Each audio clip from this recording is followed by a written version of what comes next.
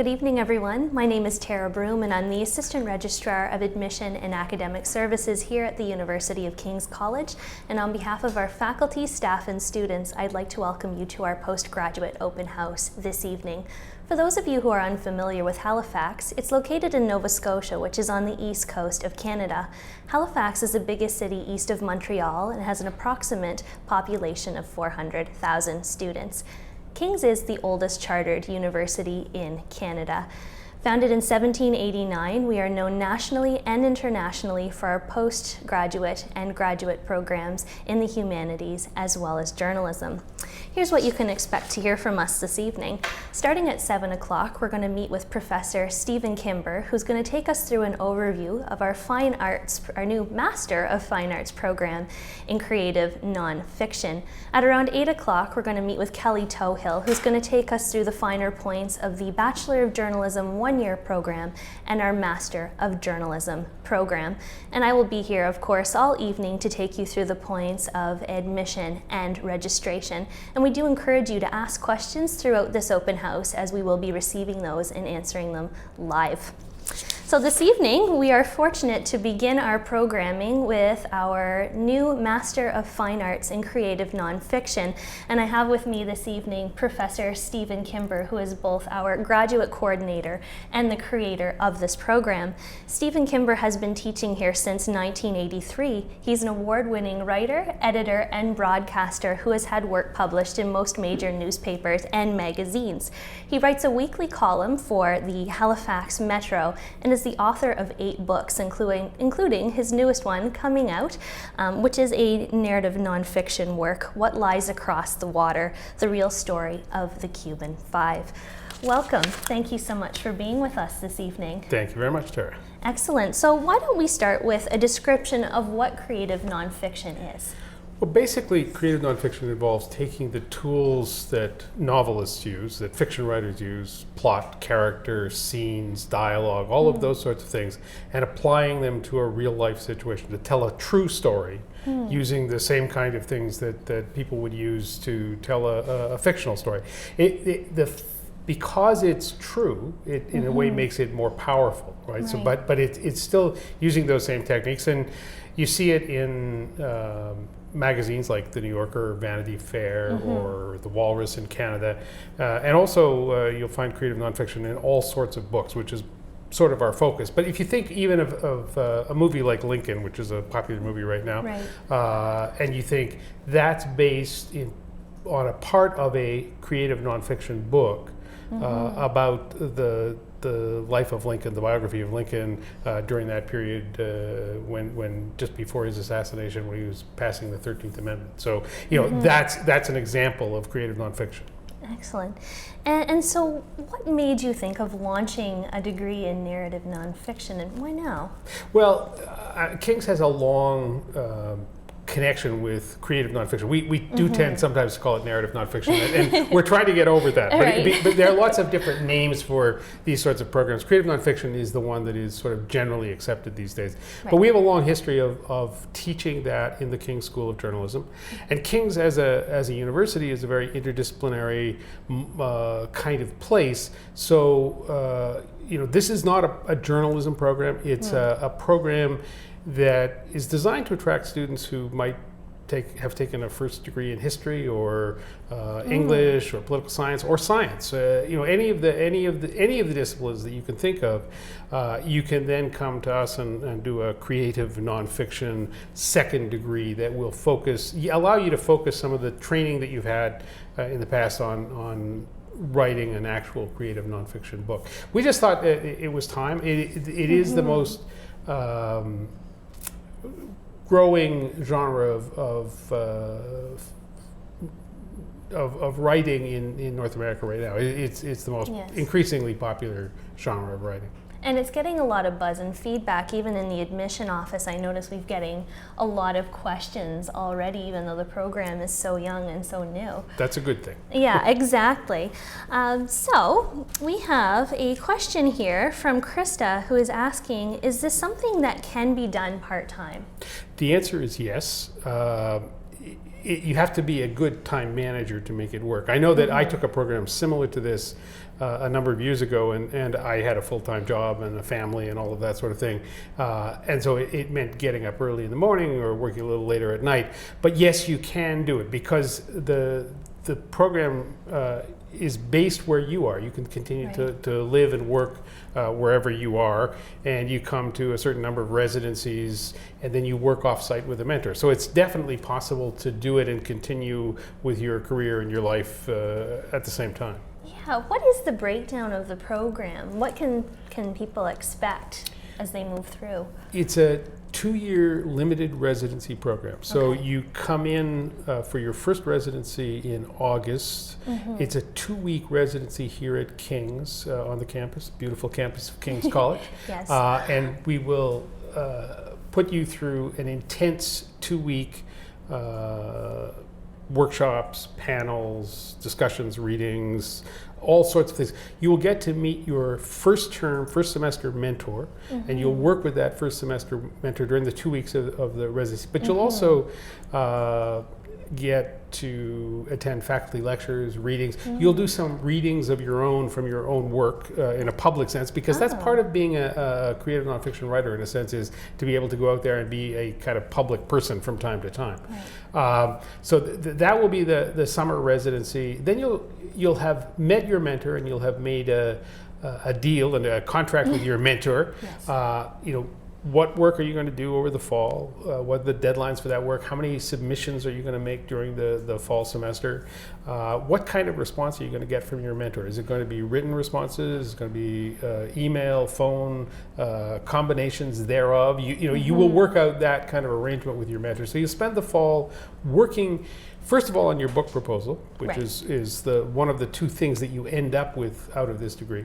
And then after Christmas, in the winter semester, at the beginning of the winter semester, there will be another 1-week residency. This one won't be in Halifax. It'll either be in Toronto or New York. Now, the idea here is that these become publishing-focused residencies. So you get to meet publishers, editors, agents, people who are very connected, because these are the publishing capitals of North America, very connected with the changes in the business, the trends that are going on. And as everybody knows, the book business is changing dramatically on a continuing basis. So this is a way to keep up with that, and also, to make contacts. To network with those people who will be very important to your future career. After that, you will then spend the winter with a second mentor, and you'll have the same sort of contract with that mentor, and you'll do, probably by then you would be into the writing of your manuscript, the research and writing, and again you'll have the same sort of agreement. The following summer, your second year, you come back to Halifax and King's campus for 2 more weeks. Similar sort of thing, but you've stepped it up a level because you've been through that first year, and you have both more to offer and more to look for in terms of what you'll get from the program. And then back to the mentor, continue work on your manuscript.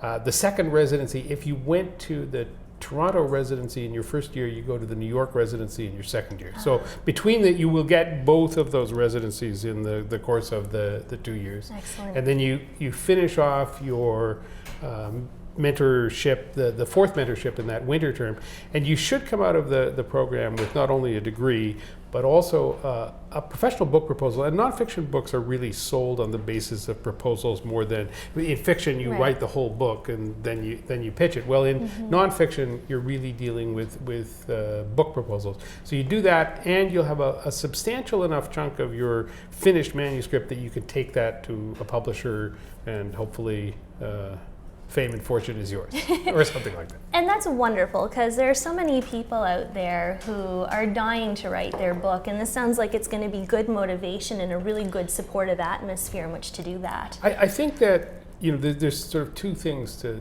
think of here. Nobody can promise you that you're going to be successful, that a book is going to be publisher is going to pick it up or anything like that. But at the same time, people who want to write a book often have difficulty sort of carving out the time to do it, to get focused on that. A program like this gives you that opportunity. You get to work with, and I have to say this because although I can't tell you yet who the mentors will be in Right. the program, because that's not going to be decided for a little while yet. But we've asked for expressions of interest from writers, and we've had incredible response to that from people whose names you might know as successful freelance writers, but they're also teachers, and you will get the chance to work one-on-one with those people over the course of your degree, and in doing so, you'll have. It's like having an editor at your shoulder, but as somebody who is really good and who's only interested in making your book better. And then I guess the other aspect of it is you will get to meet, talk to, network with, and probably pitch your manuscript to the kind of people who are the people who make the decision. So, in that sense, there's all sorts of good reasons to take a degree like this. You don't need one. I mean, nobody needs a degree to get a book contract. If you have a great book and you can figure out how to sell it, you're fine. But this is something that I think for a lot of people is an organized, rational way to move ahead with something that they probably wanted to do for a long time. Yeah, and I know so many people who are writing at the moment who just have no idea how to go about creating a pitch, who don't have the motivation to finish their project but would really like to have that motivation. I think this program's going to provide that. We want them to start with a certain amount of motivation themselves, but we can channel that and help them to take it to the next level for sure. That makes perfect sense. One question that we've been getting a lot in the registrar's office, people are calling in and wondering how developed their idea needs to be. Do they need to come in with a partially written work? No, and they may not have an idea at all. Right. We suggest that if they do have, if they have ideas that they write those as part of their application proposal, because for two reasons. One, it'll help us to get a sense of what the possibilities are for their book, whether it's publishable or any of that sort of stuff. And it gives them a chance to actually focus on what it is they want to do, because what we're asking people to do is to come up with a book project idea that they will carry on for 2 years. And you have to be married to an idea when you want to stick with it for 2 years. You're in the basement in the morning, and this has got to be with you. So you want to find an idea that works for you. We can help you develop that, but you've got to have some idea yourself. It may not be a fully finished idea. It may not be more than a paragraph or two, and it may be a couple of ideas. Maybe you're interested in this, and you're interested in this, and you can't decide. Let us know, and that helps us to help you. Fantastic. I do believe we have a couple of questions that have been slid our way, and it's probably time to ask a few of those. I can ask it, or you? Yeah, there you go. Go ahead. Okay, this is how long are the Toronto or New York City workshops or residencies? And they are essentially 1 week. The ones in Halifax are 2 weeks. The winter residencies in New York and Toronto are each 1 week. Okay. And I see another one here. Yes. How many people will be admitted? We're looking at probably in the first year about 15. It's, we want to grow the program slowly and reasonably. We expect when it's in full swing, which probably take a number of years to get to, we would hope that we would be admitting 25 people each year, which would mean that there would be up to 50 people in the program at any one time. But in the first year, we want to keep it a little smaller, just so that we can make sure that we're able to get through whatever the normal hurdles that you expect in a first year of any sort of program. Absolutely, and I think this is probably as good a time as any to bring up the admission requirements, which I know a lot of people are interested in. So typically when we're admitting a student to a program of this kind, we look for a solid B average. That said, there are a number of people who've been in the workforce for a number of years that have significant work that they can produce for us to look at in the form of a portfolio. And so we recommend that everybody apply if they're interested in the program, and we do take a holistic approach to the admission process. So we will be looking at marks, but of course other things are important to us. Isn't that correct? That's absolutely true. And what we tend to do is try to look for a balance. We're looking at people's marks, but lots of times in undergraduate programs, we find this in journalism. Students who get focused more on the campus newspaper than necessarily their marks, but they're smart and they can impress us in other ways with their, in when I'm talking about the journalism program, in the clippings that they have, and in the letter that they send us. There's a letter of intent that people who apply to this program need to have. That will be really important. We will be looking at their marks. We will be looking at if they have book ideas that they want to put forward as part of this. They can send us 25 pages, up to 25 double-spaced pages of nonfiction work. It doesn't have to be published, but we want it to be the best work that showcases what they can do as writers. And then this letter of intent, which is really, why do you want to do this? And what's your commitment to this? Because we are looking at people who will have a range of experiences and a range of degrees. So those pieces of the puzzle become that much more important to us. Absolutely. And so it's important to submit anything that you think could be relevant to the committee, and we promise to look at everything and take everything into consideration when we're making our admission decisions. In terms of the application process this year, because our program is so new, we haven't had an opportunity to put our application into online format, and therefore we will be using the Dalhousie graduate paper application exclusively. And when you visit the website, we do have a link to that paper application, so it is possible for you to print it off. There is a $70 application fee, which can be paid by check, money order. It can be paid online as well via credit card. You can even call into the university and I can assist you with all of these things if you wanted to contact me. If you do make a check or a money order, it should be made out to the University of King's College. We'll need 2 copies of all of your prior university or college transcripts. One of them is kept in our office and one of them is kept in the office of the Faculty of Graduate Studies at Dalhousie University. This program is offered in conjunction with Dalhousie, and so we need to make sure that there are 2 copies of all of those documents. Also, there's 2 letters of reference that we look for, and there are reference forms that are submitted, or you would print them off with the application.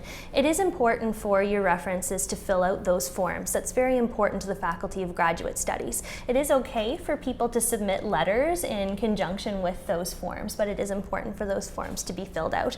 And of course, a resume gives us a good sense of your background and what you've been doing, and we do ask that you submit those things by the 30th of April. However, we will be making admission decisions on a rolling basis. If there is room in the program following April 30th, we will accept late applications, and we do suspect that this program is going to start in September. Well, start in August. August. Thank you. Yes. August. We have a couple of questions that are related, I think. One is, if I applied to the MJ, the Masters of Journalism, can I use the same references for the MFA application? I don't see any reason why you wouldn't be able to. It is possible if you're applying to both programs and trying to weigh your options to use references. That said, I think, and I'm just guessing here, that if you want to apply to the 2 different programs, there are 2 separate fees. Absolutely. Yeah. So there will be 2 different $70 application fees. Not the answer that probably that person wanted, but nonetheless, that is the answer. Exactly. And the letter of intent might be a little bit different as well, because the program, creative nonfiction. Yep. We're looking for different things as an admissions committee in the creative nonfiction than they probably are in the Masters of Journalism, but some things will be similar, and certainly letters of reference probably can be the same. Absolutely. No, 100%. Fantastic. And so we did have a few questions that were sent in to us earlier, and I thought that it might be nice for us to address these now. Beth asks, is it possible to submit more than one idea? And I think that we touched on that. It definitely is. Now, I don't think that somebody should plan to spend the next 4 months coming up with a book proposal. That's what you're going to do when you get here. But if you have a couple of ideas, no more than a page, I would say, to an idea. We just want to know that it's viable, that it's doable, that you've thought about it. That's really all we're looking for at that point. That makes sense. We also have a question too from Emma, who is wondering what courses should she take in order to be admissible for this program? So Emma is in her undergraduate degree, and wondering if you're going to give preference to one type of degree over another when you're making admission decisions. We're not. I mean, it's an important point, I think, because we are a journalism school, and people tend to say, "Oh, well, that means that we're interested in journalists only," but it's not true. Creative nonfiction covers a wide range of subjects and types of writing. Memoir, biography, historical, nonfiction, travel writing. All of those things are possible, and somebody coming from an entirely different discipline than journalism might have things to bring to the table that a journalism grad wouldn't, for example. So there's no requirement that way. And in terms of courses, I can't think of a course you would take at university that wouldn't help you in some way for this. So we're not looking at those things. We're more interested in what you want to do, what kind of writing you do, how whether you're a good, clear writer, a bright, stylistic writer. All of those sorts of things are more important to us, I think, at that point. Wonderful. Thank you for that clarity. We also had a question earlier today about the MPHEC approval. This program has been approved by the Senate here at Dalhousie and King's, but it is pending that approval. Can you talk a little bit about what that means? It's a formal process. I don't mean to suggest that it's a rubber stamp, but it is a formal process, and we've gone through I can't remember how many committees at King's and Dalhousie, each of which has looked at this program from the academic side, from the financial side, from the logistical side. All of that stuff has been looked at by committees all along, and then eventually it moves up to the Dalhousie Senate and Board of Governors and our Board of Governors, and they've all passed it. And then they submit this finished, completed proposal to the Maritime Provinces Higher Education Commission. Right. But we can't officially take your money or say you are absolutely admitted until they approve it. And that will probably take a month or two to go through the process there. But we don't expect any hurdles there, simply because we have gone through so many hurdles to get here. Yes, exactly. We've got a new question. A new question. Okay, this one I'm sure is for you, not for me. Sure. I am a Dalhousie employee. Does this affect my enrollment tuition costs? In other words, I guess, do they get credit or can they get a reduced fee, I assume is what they're asking. Sure. I'll be honest, it's not something that I had put any forethought into. It is something that you can look into the Human Resources Department to figure out whether or not, because this is a program that we share with Dalhousie, if you would qualify for a tuition waiver. And I would love to know the answer to that question too, and I'll certainly be looking into it myself. Do you have any sense? I don't have any answer, but it is a joint Dal King's program. So, exactly. I would think that whatever would apply to Dal courses would probably apply, but we should caution that we need to check that out. Absolutely, and I most certainly will be checking that out, and we'll make that live and available to you within the next few days. Okay. Excellent.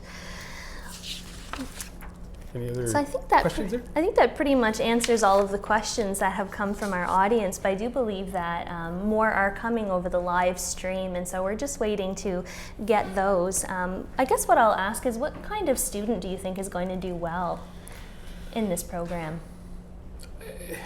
It's hard to say specifically. I mean, I don't think it's a particular type of student. Okay.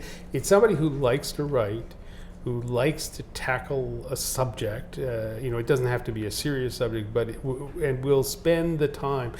The one thing, one of the things that you get as a writer, the sort of different things that make you excited. Sometimes it's finding a little tidbit of information that nobody else knows, right. And there's a joy in that as a journalist or as a writer. Yeah. But there's for a writer, it's also loving the phrase, right? Being really excited by finding a special way to describe something. And I think that people with curiosity, probably wide-ranging curiosity, because for most creative nonfiction writers, it's not going to be about one subject over their career. Maybe, right. but during the time that you are working on that one subject, you will be obsessed by it. And willing to spend the time to get the work done. I think that's so lovely. Part of what attracted me to doing the undergraduate journalism program was my love of learning, and the fact that it allowed me to continue my love of learning. And this program just seems so attractive because it does give you that opportunity to focus on one thing and really get into depth with it. Oh, it does. It does that. Another question? Yes, please. How much time is spent in class with the MFA? The class time primarily takes place in the residencies, and during those periods you are going to be busy. You will start at early in the morning, let's say, early in the morning with workshops with your mentors, and you will go through the day and into the evening with formal sessions of one sort or another. And then beyond that, people stay up late in these kind of residencies talking about issues and their projects and all that sort of stuff. So you'll be tired at the end of that, but then you go away, and then the relationship with your mentor, which is the other part of this, is much more one-to-one, and you're going off to do your work, and then you're presenting work to your mentor and getting feedback on it. So it's a different kind of thing. So the classes take place primarily in the residencies. There will be some ongoing assignments that come out of the summer residency that you will do during the fall. Right. But other than that, you won't be in a class. So it's very hands-on. Very hands-on. That's I see great. More questions. piling That's up great. here. If you already have my transcripts on file, do I need to submit them again? Answer is no. If you've applied to a program before and were not accepted, I do keep them on file for up to a year. And if you've applied and were successful and accepted, I do have them on file and will be able to access them. It's a great question. Here's another one. As an international student, I would need a student visa, but that's for full-time students. Can this program be full-time? It is considered full-time for purposes of student loan and purposes of income tax in Canada, for example. It is you are taking the required number of courses to be considered a full-time student in the fall term and in the winter term. So in the general sense of being a full-time student, you are. Yeah, and when you're accepted to the program, we provide you with a very detailed letter of acceptance that outlines exactly the parameters of when the program starts, when it ends, how much it's going to cost, content, those sorts of things. And so those can be taken to a visa office, and you can sit down and go through those details with them. Okay, and here's a question from Iris. Will financial help or scholarships be available for international students? Yes, I don't know if we know too much about scholarships for this program, do we? There are no scholarships at the moment. This is at some point it would be nice to have that, but part of the benefit of a program like this is because students can continue to work, they're probably more able to finance their own education than they might be, if this was a full-time residential program in which you had to uproot yourself from wherever you were and spend 9 months or 2 years or whatever it was doing it. So at the moment, there are no scholarships available. We will certainly be looking at that as we go forward, but not at the moment. Next question. Residencies. I'm just having a good time here. Little cards and letters keep coming. All streaming in. Is it up to us to find accommodation? Do you help provide? And I can give you an answer to that, which is that we are making arrangements to block book rooms. It's not all confirmed yet, but it's definitely in the works. So there will be places where you will be able to get residency and hopefully meal plans and all of that sort of stuff as part of the program. It's separate from your tuition, obviously, but with something that would be arranged. You don't have to take that. You can stay with friends. You can do whatever you want. But we're hoping to have that available before too long. Be able to announce that before too long. That's wonderful. And does everybody go to the same venue, or will there be multiple locations in the different cities in which people would go for? We haven't done it yet, so we're still working out some of the kinks on that. But I think certainly the summer residencies here, the actual classes and events would all take place on the King's campus because that's where we've planned that. In Toronto and New York, we will be making arrangements. I'm not sure where they'll be. In all likelihood, it will be in one central location, hopefully very close to whatever the accommodations are, so that you're not traveling any great distance once you're there. It'll cut down on travel costs, and that's perfect. I'm just going to check to see if there are any more questions from our studio audience. No, there is no questions. So I want to thank you so much for taking the time to go over this program with us. I know it's very exciting. Everyone. It is very exciting to be. And we look forward to getting applications, but also, if you have questions, certainly you can send them to the registrar's office, or you can find my email address on the website as well. So I'd be happy to try to answer any questions you might have. Absolutely. I'm at tara.broom@ukings.ca, and he's at stephen.kimber@ukings.ca. Please do visit our website, which is www.ukings.ca. If you want to research any of the things that we've discussed today, we are going to have those up on our website. And we're about to take an intermission. Following the intermission, we are going to have the director of our School of Journalism, Kelly Tohill, here to talk about the Bachelor of Journalism one-year program, as well as the Master of Journalism program. Thank you so much.